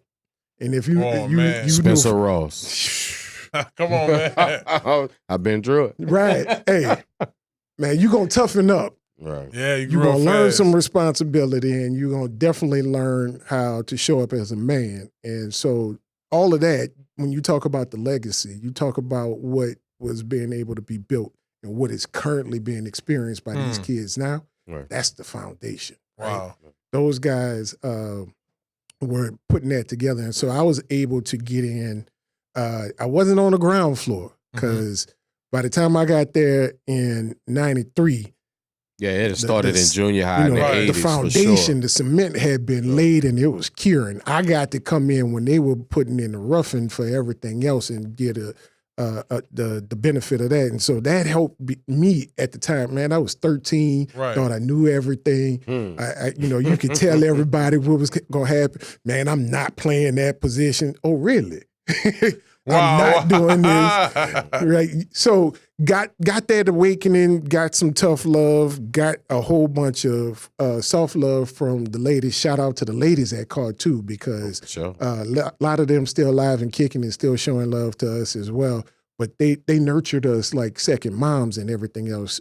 So a lot of them, man, they went above and beyond. They cooked for us. We spent the night at their house. They picked us up, brought us places, did all of that. It was truly a sense of community. And then you take that and you move it to Tulane, right? Where you had coaches there who, like, I'm not going to go into the details of my recruiting process because everybody thinks the man is an angel outside. Right. But you had guys like Burton Burns, right? St. Aug legend, Nebraska record holder, that kind of talent. But then he gets into coaching and he's at Tulane as a running backs coach. And he's like, I told you needed to be here. We about to build something great. You could go to all of those other schools, right? You're going to sit as a freshman. You might sit as a sophomore. You get playing time your junior year, senior year, and then you out. And you might make it to the NFL. Here you're going to make something, improve something to yourself. And if the league come calling, they come calling. But I'm going to tell you, you about to do it. What was your top 5 back then? Like, what was your top colleges coming after you? Yeah. Well, I could tell you, Tulane wasn't in the top 5. Wow, okay. Right? Tulane was a surprise. I didn't even have an official visit to Tulane until late in the process. So I had Southern Miss because Pat Surtain was already there. I'm like, my QB there. I'm thinking about going there. Right. And they made him play corner. Yeah. Right. I was thinking about Tennessee because Noel Ellis, again, 3-sport, all American, everything coming out of call. And Noel was going up to Tennessee. And I'm like, well, Peyton Manning up there. Let me go see what's happening, right? Had Texas A&M. Had I'm leaving somebody off, and then I just knew I'm took going the to visits? LSU. Yeah, Okay. yeah. Took all these visits, had the official visits, but I was just like, that was cool. I'm going to LSU. Straight up. Right? Herb there. Right. Al Jackson going. Like, the cats around the city, we all were looking at each other like, you going? Yeah, I'm going. You going? All right, yeah, we going. So me, Al, David Watkins, rest in peace, David, a couple other cats, we all went same weekend. LSU playing Florida. This is 1996. Well, Herb run. Herb run, where you basically caused the earthquake with the eruption that took place in Death Valley, right? And we on the field for this. Lost, I'm like, it's over and done with. It gets you. I'm coming. That's a right? skirt. And unfortunately, it just didn't work out with the coaches because loved the school, loved the experience, loved everything else. Didn't have necessarily a good gel with the coaches. And my dad was like, we out. Yeah, DiNardo was still at the time. Yeah. That's right. DiNardo, had he not been the head coach, there would have been a lot more winning going on. But on the ride back from the visit, literally we on 10 coming from Baton Rouge. My dad pulls over. This before cell phones, right? Okay. My dad pulls over, gets on the payphone, calls Burton Burns. Burton said, we got him. Next week, come through. Get to Tulane the following week. First day. I mean, I haven't seen practice facility. I haven't seen classroom. I ain't talked to not a position coach. I ran into Don Jackson. I ran into Thaddeus Prosper. I ran into Sean King, a couple other cats. We sitting there talking, playing dominoes, talking, just getting to know each other, and it felt like home. So I had never thought about staying in the city because, I'm 16 at the time. I can't wait to get out. Can't wait to get out of New Orleans. Early, that's right. Yeah, I'm trying to get out. And so I'm thinking, man, Tulane ain't far enough. So I'm trying to go back and forth on this or whatnot. They say, all right, I got you. They put another dude on top of my recruiting and was like, all right, now you got 2 hosts. And, man, they brought us out, had a good time, took care of my parents real well. Sat there with Buddy Tevens, God rest his soul. And Buddy said one thing to me that made me respond with my commitment. He said, do you want to make a decision for 4 years or 40 years? And I'm 16. I'm like, 4 years, I'm going to be 20. I'm trying to think about right now. He said, if you make a decision for 40 years, this is something they can never take from you. And I promise you, you come here, you graduate, you got an alumni base that's going to take care of you. You're going to be straight. You also will make sure your degree is meaningful. Because you ain't getting, just a regular old degree. And I'm going to stay on you. I make that promise to every parent. And Buddy wasn't lying when he said he going to keep that going, right? Right. So I said, let's do it. Around the corner, here come Burton Burns, jumping up and down, screaming, yelling, be like, yeah, right? All right, so Burton hits me dead square in my chest. And I'm like, this dude crazy. Right. Little did I know how crazy it was, but really that's what the decision made, and I ain't looked back since. It's been a wonderful experience, and Tulane is still making that climb, getting the program where it needs to be. And hopefully this season they'll be back in that top 25. They're sitting right on the outside right now, but they're looking good. So let's talk about Tulane currently, right?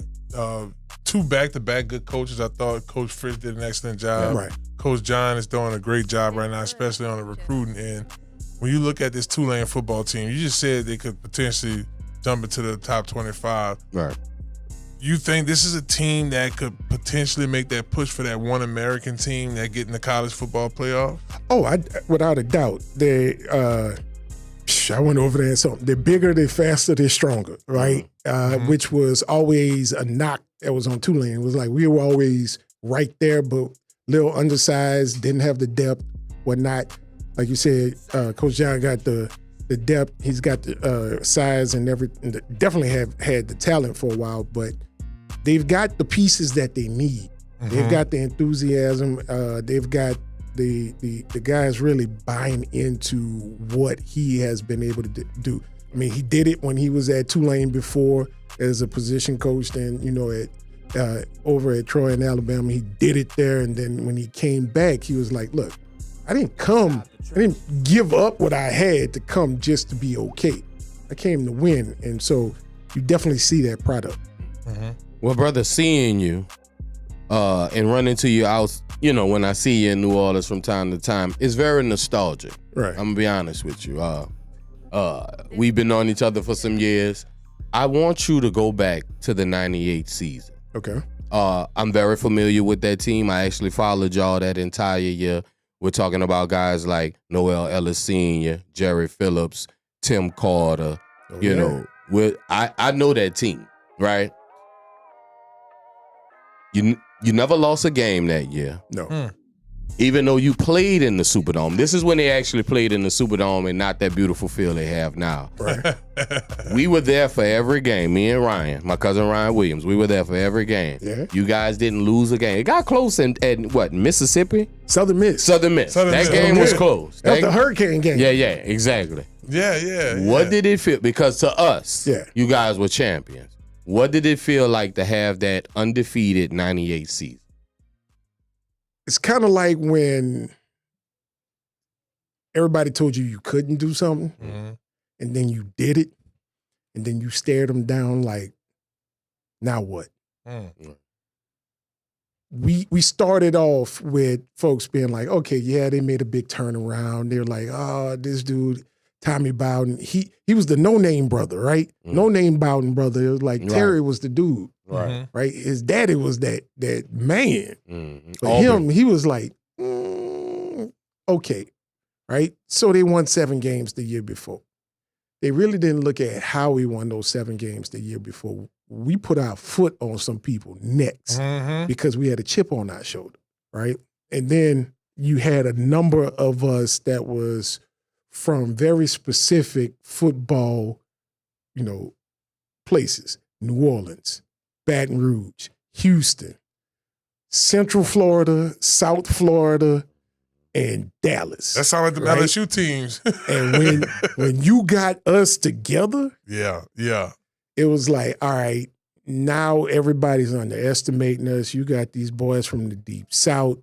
We got this chip on our shoulder. We came. I never forget. We kicked it off. We had a very hard camp that year. We used to go over across the lake to Covington. Yep. We called it Camp Covington. Camp Covington. And everybody hated Camp Covington. You were in a dorm that was made out of cinder blocks with no AC. Wow. You had a box fan in your room. Old school. The walls used to sweat because of how high the humidity was, right? So we in there suffering. You pissed off.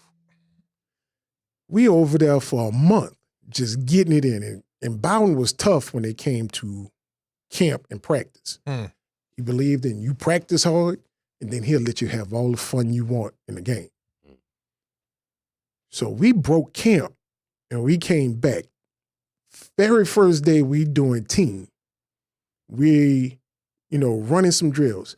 Tulane gets a new president of the school, Scott Coward. He goes up campus. He's doing big celebration with the students. Got his hair painted green and blue, right? Bowden brings him to practice. As this man is walking onto the practice field, we run in team.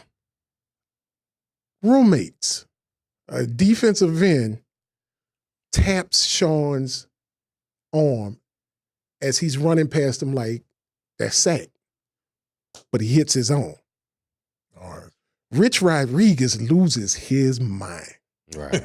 He goes running after the defensive end, grabs him by the face mask and says, "Don't you ever touch my quarterback." Well, our defensive line coach was a little crazy too. Right? Thylan Smith. Yeah. You know Thylan. Thylan said, "Come here." And he was like, "Who you talking to?" He went after Rich Rod. Wow. So now quarterback coach offensive coordinator, and defensive line coach start pushing and shoving each other. Oh man. Wow. Quarterback, defensive end start shoving each other. Oh. Next thing you know, the whole team is fighting, coaches included. Oh wow. Head coach is standing on the sideline with the new president of the school. Oh man. Not a good look for All of them watching this. Doesn't say a word. He lets it play out. Everybody gets tired, fighting over. Bowden still doesn't say a word. He walks over with Scott Cowan, introduces Scott like nothing happened. Everybody looking at each other like, oh, man, we about to get it, right? Bowden walks off, never says a word. Everybody looks at each other, starts laughing, everything else. Comes back at the end of practice, and he was like, see that? Y'all better give me that every week. Every time we step on anybody's field, or else you're going to pay for it. Right. And that right there, that fight, is what we took to everybody that year. So we talked about the toughest game, which, we had some good ones. Louisville was good. Louisiana Tech had a couple booties on the team. Didn't y'all play Ole Miss, and wasn't it against? No, that was the next year. That was the next year. Played Ole Miss, when No made ESPN. But this year, we were playing Louisiana Tech, we were playing Southern Miss, and, we played our Conference USA schedule, which we had the Memphis Tigers with Mike McKenzie on there. Cincinnati. We had who else we had that we played that was pretty Was Danny decent. on that team? No, Danny came later. He was with Danny, D'Angelo. And we had some tough teams that we had to play. But Southern Miss had that defense where you had 9 dudes came off that defense, went pro. Was Greg Brooks on that senior on that team? No. Okay. Not on that Southern Miss. I mean, you had guys, I think Pat Surtain, that was his senior year. Right. You had Delius Thomas. You had, goodness, now you really testing my memory. Right. Couple dudes, right? But point is, they were number 1 in the nation in defense. They ran the same defense that the Tampa Bay Bucks ran. Because the Tampa 2. Yeah. Defensive coordinator was the son of the defensive coordinator in Tampa. So they cooked up these plays themselves. The beauty of what we were able to do was Rich Rod stayed on us. So everybody on the offense, not just the quarterback, knew how to read the defense, call an audible, and if you saw it, you had the green light to call a hot, but you better execute. Right. And so it was a close game. We had been blowing folks out, putting 40, 50, 60 points up on the board. Sir. And I want to say this one was like 13-10. That team was good. Y'all was rolling. Yeah. So added mark was Sean had broke his hand. Man. It was his 9 throwing hand, but he couldn't get under center. Right. And we had to the thing that made that game for them, they thought they were going to blitz us because we had to put our backup quarterback in. Right. Jeff Curtis. And Jeff had played like 1 or 2 downs the entire season.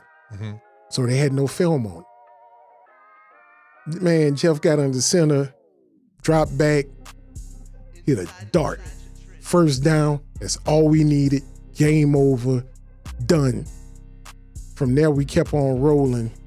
And I want to say we had 4 or 5 offensive records that season for most yards, most passing yards, most rushing yards. You name it. We were out there cooking people.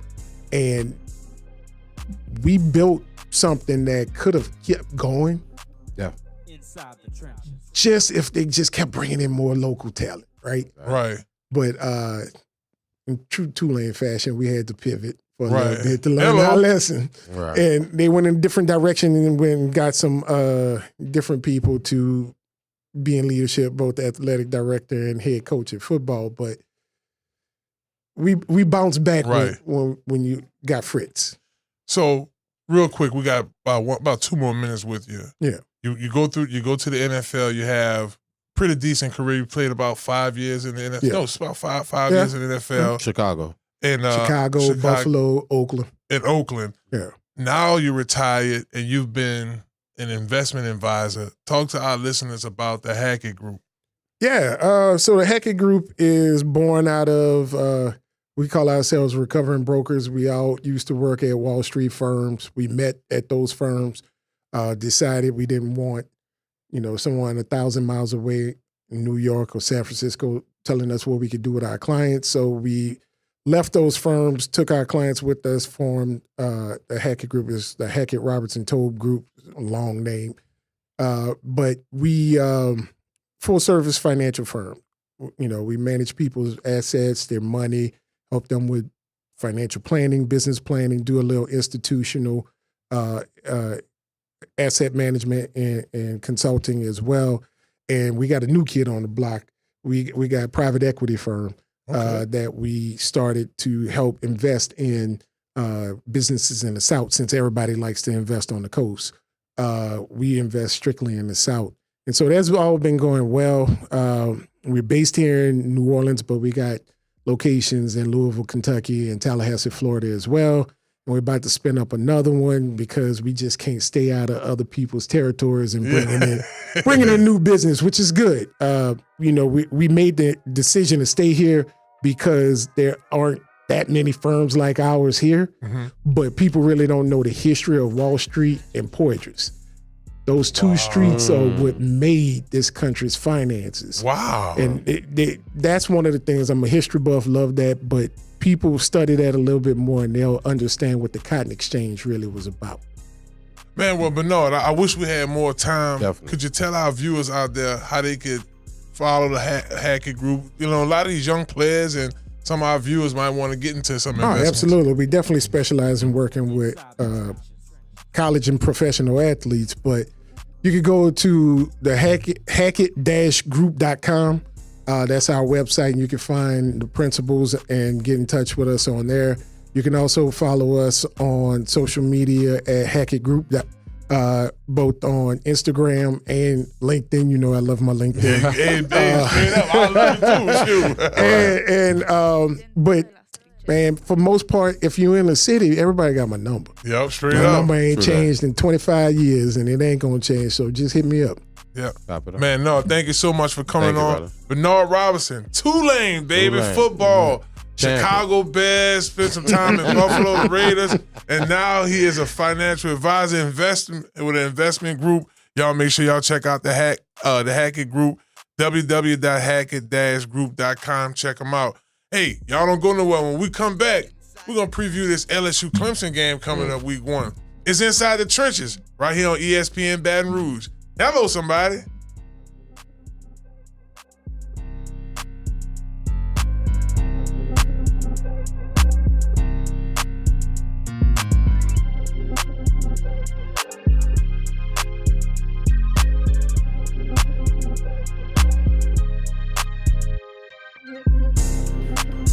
Inside the Trenches.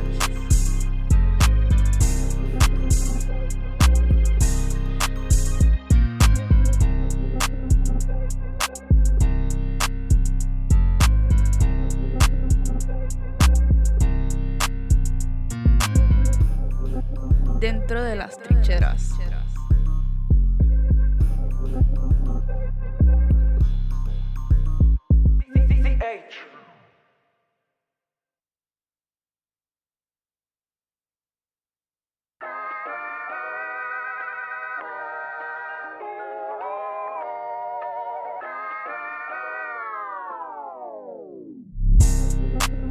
Inside the trenches.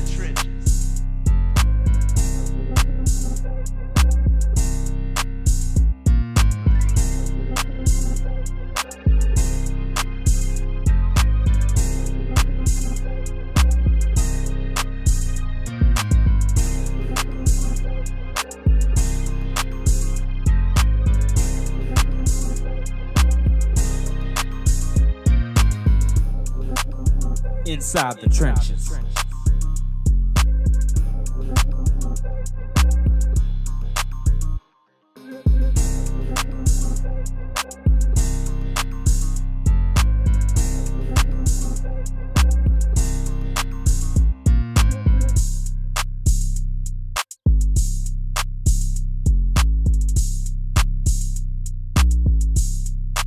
Dentro de las trincheras.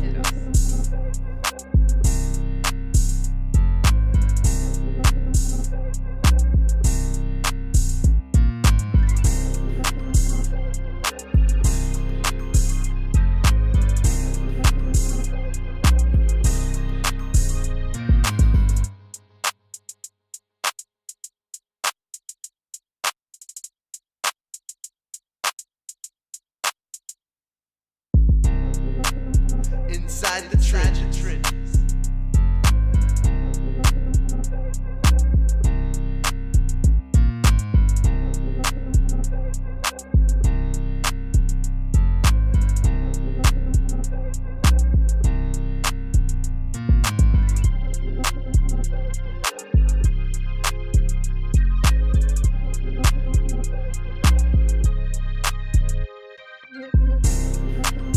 Inside the trenches.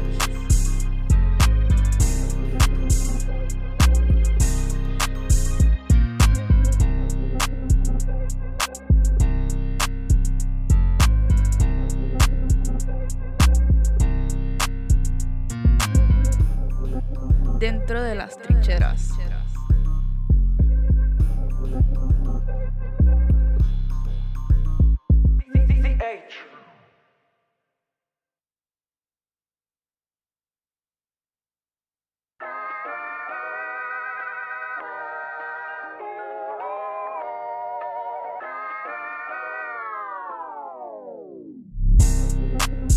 Inside the trenches. And I mentioned, hello somebody. Welcome back to Inside the Trenches. It's your host, Marlon Big Fave Favorite, and we're still live here at the Loyola Studios. Shouts out to our guests, back-to-back guests, right? Shouts out to Jarryd Boyd. Right. Come and talk to us a little bit about the high school football games to check out this week. It's Jamboree Week here in Louisiana, and I'm pretty sure across the country. And big ups to Bernard Robertson for coming through, talking some Tulane games. We brought it back to some of them classic Etna Carr teams and O'Para Walker. So that was pretty cool to talk about. Now let's talk about your LSU Tigers. They take on Clemson this week. It's on the 30th, Saturday game. Everybody's primed to check it out. Two big-time quarterbacks going head-to-head. Of course, our quarterback, Jarryd Nussmeier, is in the name. Name is in the hat for Heisman. Yes, sir. Couple things I want to talk about here. Just recently, LSU announced they're 18 and they're 7. We know 18 is Gary Nussmeier and now 7 is Harold Perkins. Two significant numbers to LSU, numbers that speak on leadership in their play. But I think this Gary Nussmeier switch to 18 has a little bit more significance to it. When you think about CL, you probably remember these classic games when LSU did have a national championship run with Matt Mott. He wore number 18 as well. They remind me of each other in terms of pocket presence. But when you look at Gary over the last 2 years, right? Mm-hmm. Obviously, he played in the SEC championship, got a couple other snaps in some other games. Jaden's last year. Right. But last year, he had over 4,000 yards passing. Is this his breakout Heisman year, and how much this Clemson game is going to let us know that, CL? I think this could be. I think this could be his Heisman year.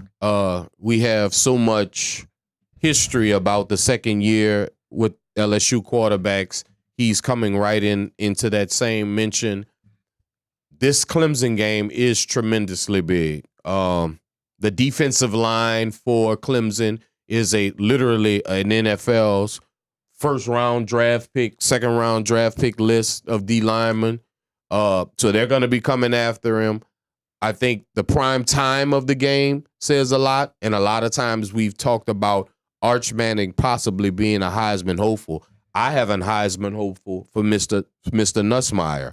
A lot of times I've heard people talk about Arch actually being possibly a selection for the New Orleans Saints if it doesn't happen between Rattler and Shuck. I have Mr. Nussmeier as a possible draft if it doesn't work out. Coordinator for the Saints. Dad's the His father is offensive coordinator. So with all that being said, yes, this year can be the biggest year for him. And like you did at some point have a trifecta. Maybe he throws for 4,000 yards, he wins the Heisman, and he becomes the number 1 draft pick this year. So I would say, yes, it's all in front of him. Almost had a trifecta. Oh, you almost. Yeah. Almost doesn't count. Okay. Talk to me, Chris. Garrett Nussmeier. I see. Hey, I think a little bit of Joe Burrow. Hey, they have a lot of similarities. First year, both lost to the 3 SEC teams: Florida, Alabama, and Texas A&M. And then Garrett Nussmeier, same thing last year. He lost to A&M, Alabama, and Florida. And I think Garrett Nussmeier had a better season last year than Joe Burrow did his first season at LSU. And so now this year, I think he's gonna light it up with that receiving core that he has. The tight end trade as Green. Hopefully, shout out to Tyree Adams, by the way. Improve offensive line and K. Dorm, Halliburton at running back. I say LSU can pop fireworks offensively for sure. Yeah, that was classmate time. Were you like a year older than Tyree? I was 1 year older. Yeah, that's right. I went to St. all together. Yeah, no, that's my guy, man. Yeah. Hey, bro, he fool around and go to the league, boy. That'd be another NFL player. I think y'all lead Louisiana right now in NFL players. Calls creeping up. Oh yeah, and we know O'Para Walker is at number 10. There was 10. Oh yeah. You got your boys. Mm-hmm. Yes, sir. Where's Jeff? We could have.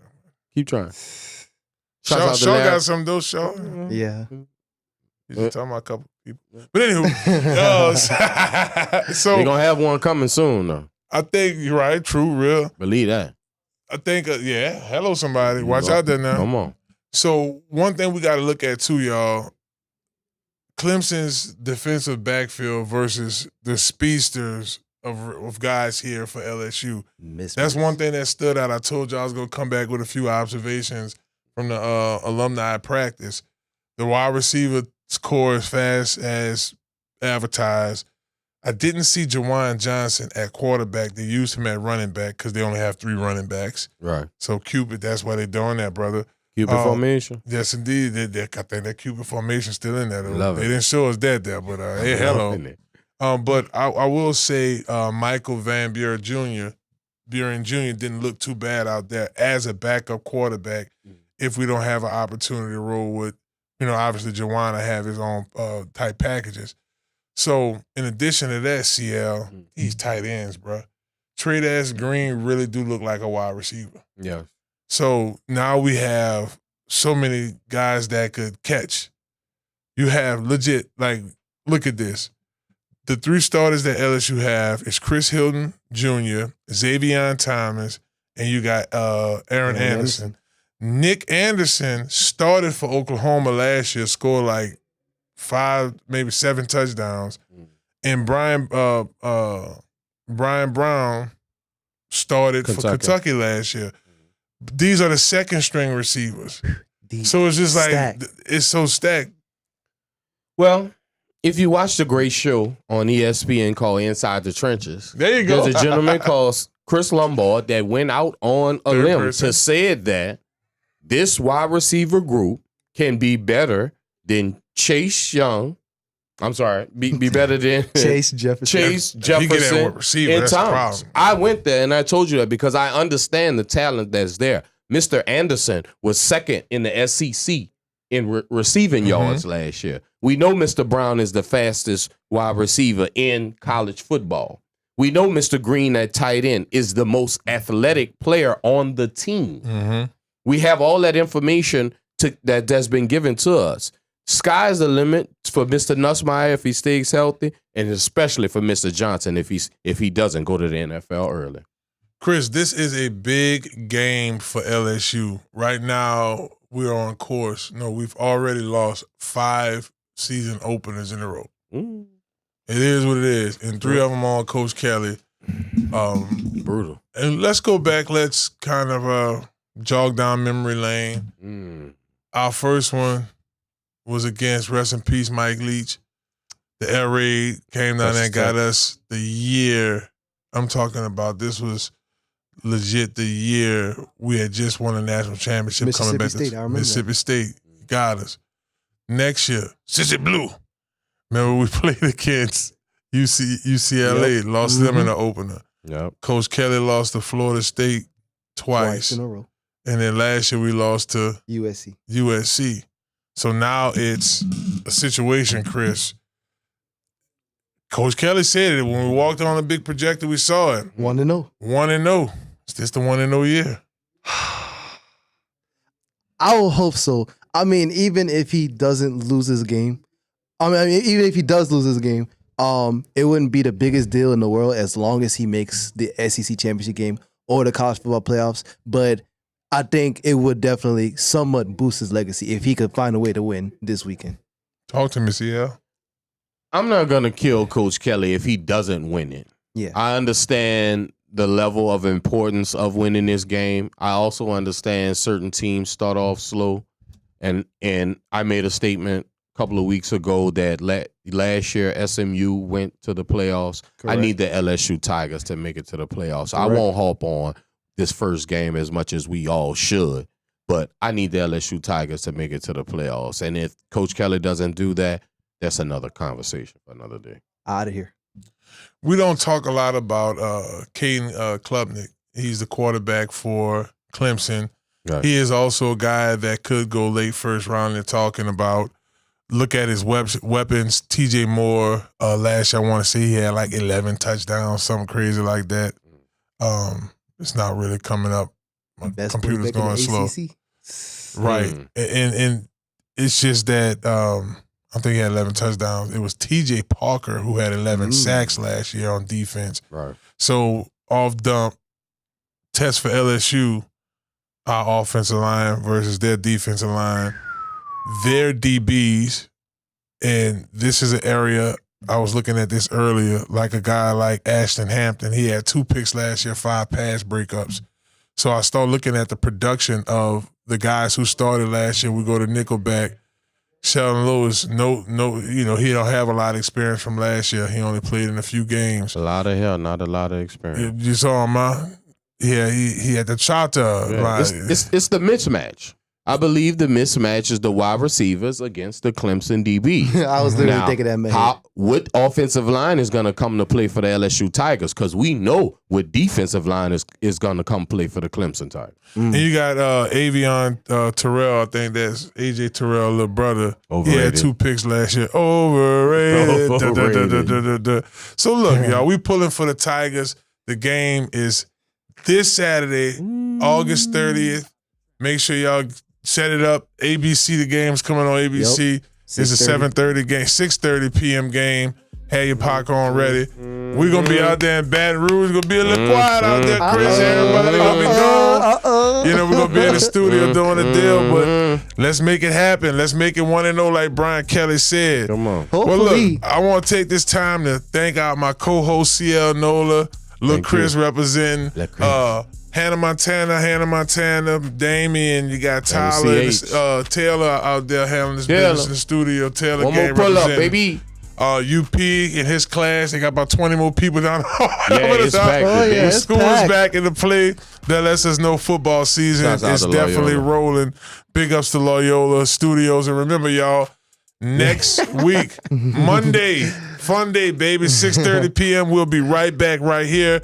Big ups to the Gordon McKernan Injury Attorneys. Get Gordon, get it done. Hello, somebody. Health Nut System, baby. Can't forget about Dr. Kendra, baby. Y'all make sure y'all visit stillbody.org. And listen, juniors and seniors out there everywhere, y'all looking to get recruited, you're looking to get looked at and actually play college football on the next level, be sure to visit csportspros.com for more information.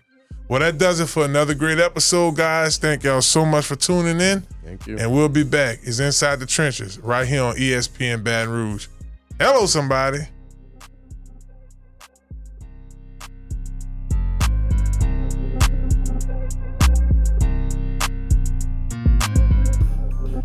Dentro de las trincheras.